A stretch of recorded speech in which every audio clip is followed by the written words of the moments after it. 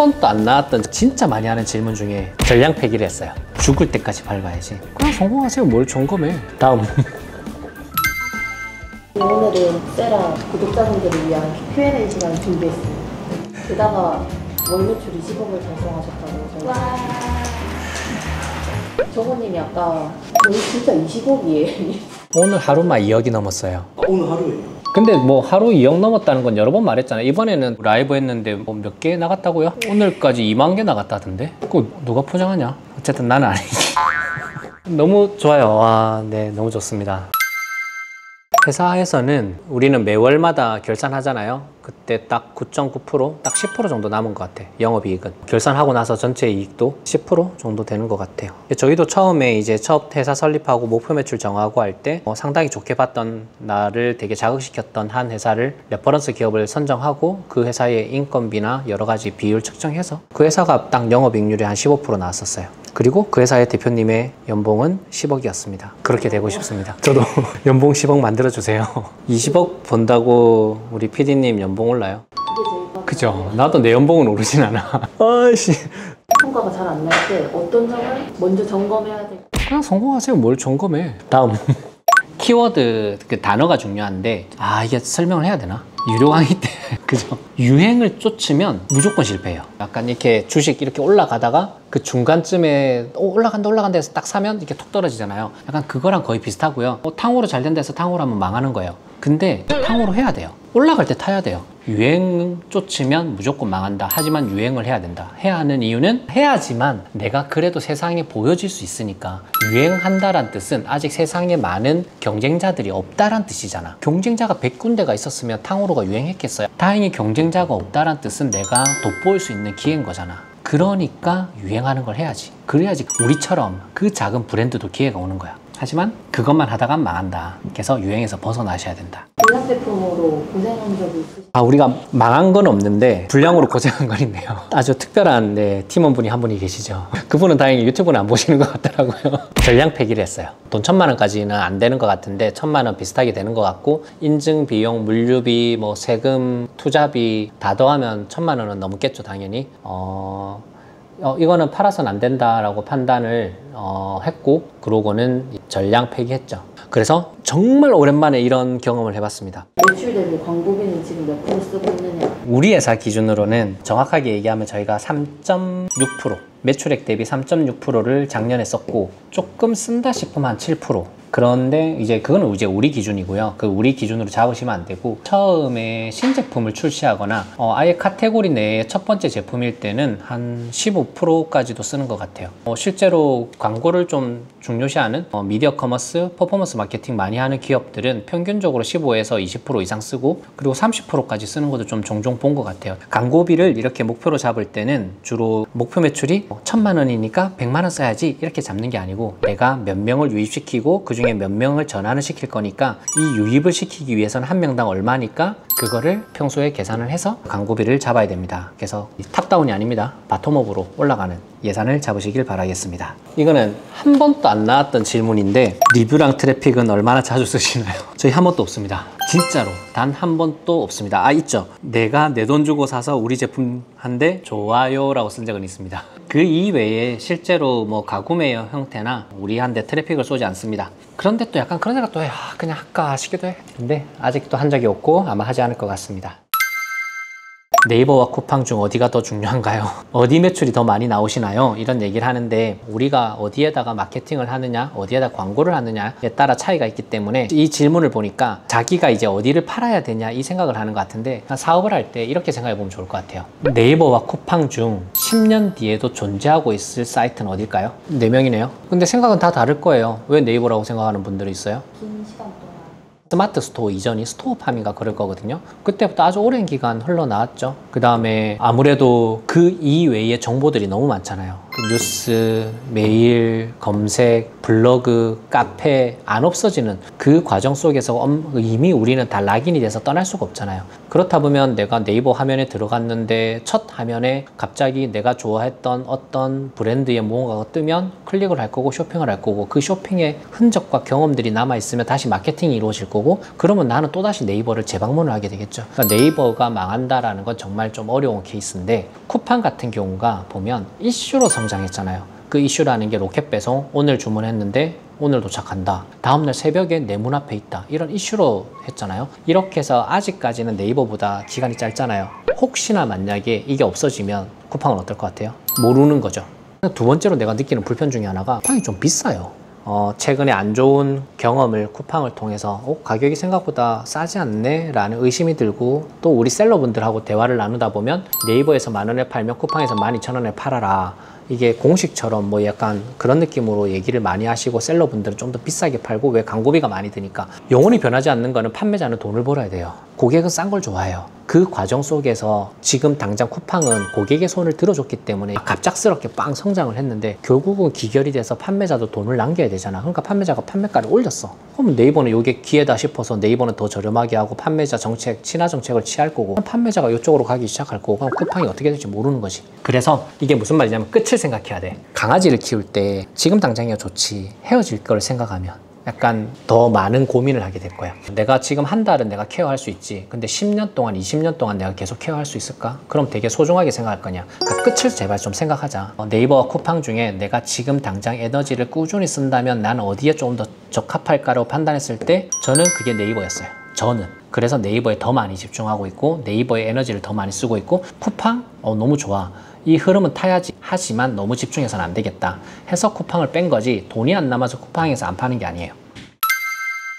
직접 물류센터를 운영하시나요? 아니면 3PL을 쓰시나요? 우선은 3PL은 안 씁니다. 이게 여러 가지 이유가 있는데 3PL이 물량이 확 늘어났을 때 운영이 가능하다. 또 내가 창고를 운영 안 해도 된다라는 장점이 있는데 창고를 내가 안고 가면 창고에 대한 운영 노하우가 많이 늘어요. 내가 지금 당장의 목표 매출이 1,000만 원이야. 그럼 사실은 관리 안 해도 돼. 3,000만 원이야. 안 해도 돼. 그러다 계속 3PL만 돌리고 쿠팡만 돌리고 이러다 보니까 내가 창고 재고도 뭐 크게 필요 없고 괜찮아. 나중에 10억, 20억, 30억이 목표잖아. 결국은 우리가 진짜 이렇게 연매출이 그래도 몇십억 나오는 게 목표인 셀러라면 언젠가는 내가 창고 운영을 해야 돼.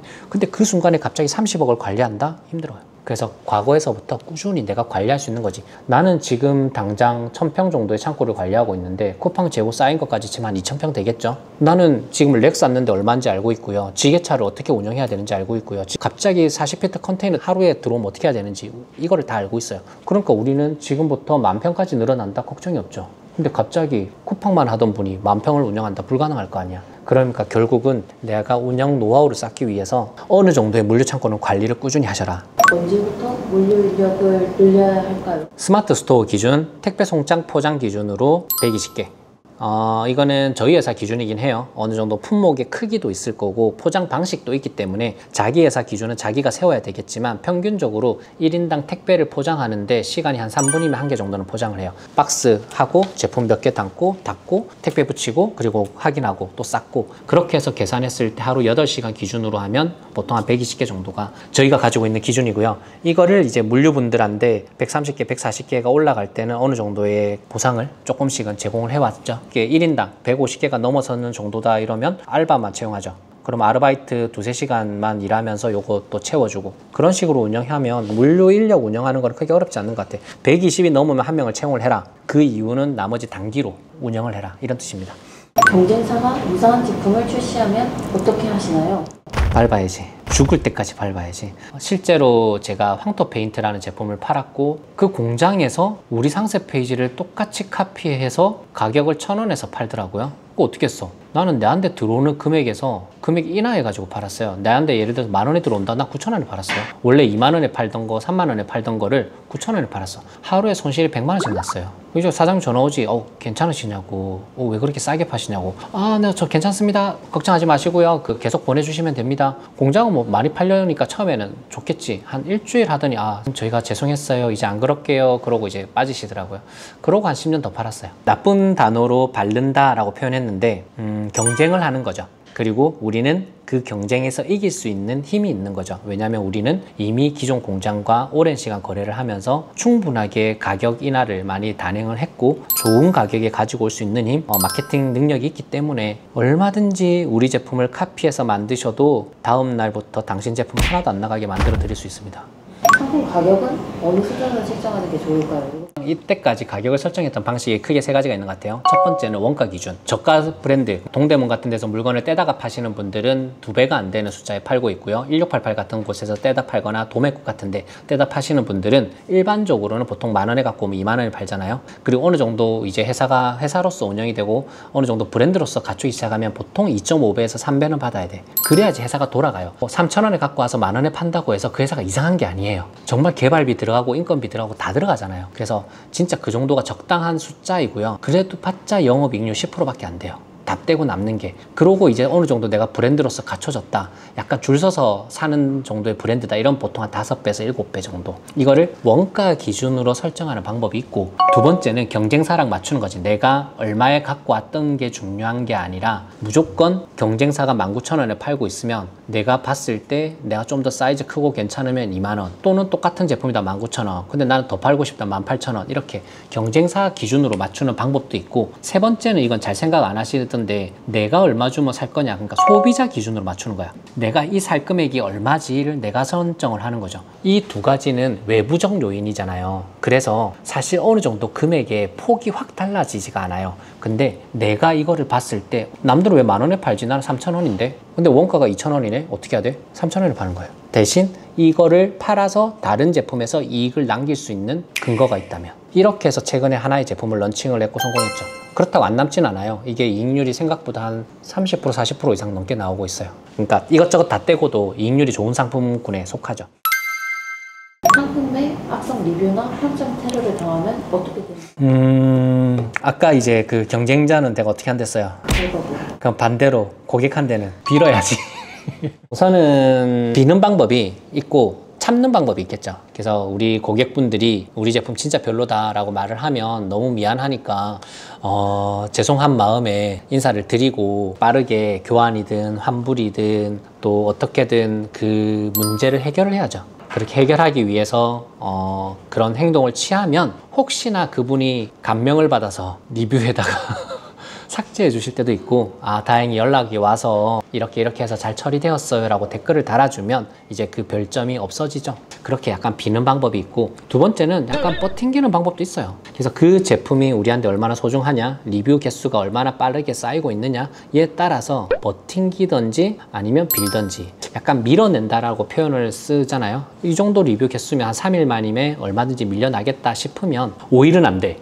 5일부터는 판매에 영향을 주거든요. 3일이면 보통 어제 산 사람, 그 전날 산 사람, 그 전전날 산 사람들이 물건을 받기 시작하고, 그럼 리뷰가 쌓이기 시작해요. 가면 보통 20개씩 쌓이니까 하루에 한 5개씩 쌓이는 제품이다. 그럼 리뷰가 빨리 내려가죠. 근데 리뷰가 하루에 1개밖에 안 쌓이는 제품이다. 그럼 무조건 빌어야지 그냥. 그러면 가끔은 고객님이 감동을 하셔서 내려주기도 하십니다. 물류 관세 관련해서 어려움을 겪은 적이 있으신가요? 어려움을 극복했던 사례랑 좀 비슷한데, 제가 우선은 물류관리사 자격증이 있어요. 근데 이걸로 되는 게 아니고요. 아무래도 현장에서 근무하셨던 경력직 분들이 오시면서 처음으로 바로 개선해 줬던 게 HS 코드를 다 확인하시더라고요. 그래서 우리가 A라는 HS 코드로 들어오고 있었는데 이게 B가 더 적합한 것 같은데요? 이러고 관세청이랑 국민신문고 같은 데 올려갖고 확인을 받으시더라고요. 그러고는 B라는 HS 코드로 바꿨더니 관세가 0이 됐어요. 그 관세라는 게 한 7%에서 10%씩 되거든요. 그럼 이게 한 번에 우리가 1,000만 원씩 들어오면 7%면 얼마야? 70만 원이 되는 거 아니에요. 그런데 그게 매달마다 몇 컨테이너가 들어온다든지 이렇게 되면 그렇게 해서 한 달에 300만 원인가 아낀다던데? 로고 부착의 유무가 큰 차이가 있을까요? 본인은 빨래 장갑 사는데 브랜드 부착 유무가 도움을 줘요? 안 주지 않아요? 가죽 장갑을 사는 데는 주죠. 그거는 판매자 마음이에요? 고객 마음이에요? 그걸 생각해야 돼요. 내 제품을 로고를 붙이냐 안 붙이냐, 내가 대량 생산을 할 수 있을 정도의 자금력이 있으면 로고를 무조건 붙인다라고 생각하는데 그게 중요한 게 아니야. 고객 입장 생각했을 때 있는 게 좋냐 없는 게 좋냐, 고객이 사고 싶냐 안 사고 싶냐, 이거에 영향을 주죠. 그래도 아예 로고가 안 붙어 있는 것보다는 붙어 있는 게 낫게 느껴지는 경우가 있어요. 그거는 뭐냐면 시장 상황이에요. 시장에 들어갔더니 이상한 브랜드들이 엄청 많아. 이상한 로고 같은 거 있고 막 이상한 뭐 캐릭터 같은 게 있고, 그럼 그냥 심플하게 로고 하나만 딱 박혔으면 좋겠다. 어느 로고가 필요하다는 게 아니라 그냥 로고 같은 거 심플하게 박혀 있는 게 좀 예쁜 것 같다. 티셔츠 입은데 까만색 옷에 그냥 한 줄 있잖아요. 이게 뭔지 안 읽어도 요 정도의 약간 디자인 인테리어적으로 로고가 붙었으면 좋겠다고 느끼는 경우는 종종 있어요. 그럴 때는 아무 상관없이 내 브랜드의 높고 낮음을 떠나서 로고를 박아야지. 즉 내가 돈이 많아서 로고를 붙일까 말까라는 고민을 하시면 그냥 그거는 아니다. 최근에 쓰는 AI 툴은 어떤 게 있으신가요? 저 다 써요. 챗GPT, 클러드, 퍼플렉시티. 저 어제 미팅 갔다 온 분이 약간 마케팅 회사 운영하시는 분이 있거든요. 거기도 한 4,500억 하시는 되게 잘하는 곳이거든요. 거기에 계신 마케팅 이사님이 나노바나나 그 사용법 쫙 만들어가지고 우리나라 어디에 딱 올려갖고 뻥 터져갖고요. 몇십만 명 보고 막 난리 났던데. 그래서 그 나노바나나도 이제 공부하려고 그거 사용법 다운받고 어제 영상 보고 막 그렇게 한 것 같아요. 최고는 제미나인 것 같아. 구글 주식을 사야 돼. 주식 투자를 하시나요? 하고 있죠. 투자도 저도 당연히 하고요. 가장 큰 주식 투자는 우리 회사 주식이죠. 그걸 떠나서 주식에 대한 공부, 경영자, 또 IPO 이런 거에 대해서 저도 고민을 하고 있다 보니까 당연히 주식 투자하고 있습니다. 주식 투자예요? 완전 할 것 같다, 그죠? 코인 하죠? 아니 코인 안 코인 안 해요? 나도 코인은 안 했었는데 후회하기도 해요. 아씨, 코인을 했어야 되는데. 셀러분들한테 추천해주고 싶은 AI 같은 걸 너무 배우는데 에너지는 너무 많이 안 썼으면 좋겠어요.